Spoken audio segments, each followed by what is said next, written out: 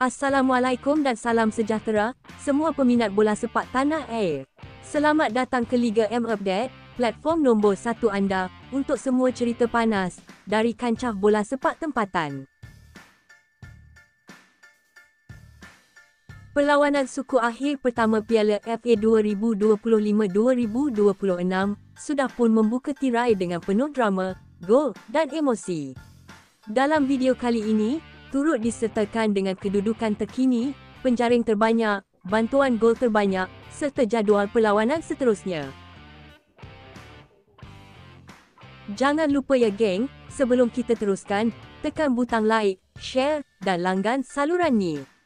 Jangan lupa juga aktifkan loceng notifikasi, supaya anda tak ketinggalan dengan berita paling pantas dan panas dari Liga Malaysia.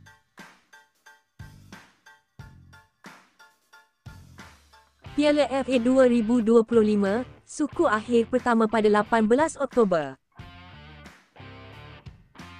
Selangor FC mengamuk di Paroi. Negeri Sembilan di Belasah 04, gergasi merah langkah bergaya ke separuh akhir. Di Gom Badak pula, kejutan besar. Kuching City tundukkan Terengganu 4-1, datang underdog, balik bawa kemenangan bersejarah. Inilah bola sepak Malaysia, penuh emosi, penuh kejutan. Jadi itulah dia, keputusan masa penuh perlawanan suku akhir pertama, Piala FA 2025-2026. Segala yang anda perlu tahu tentang Piala FA Malaysia ada di sini, Liga M Update.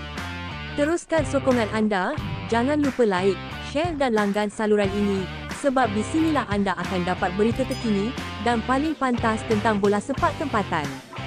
Jumpa lagi dalam update seterusnya, geng.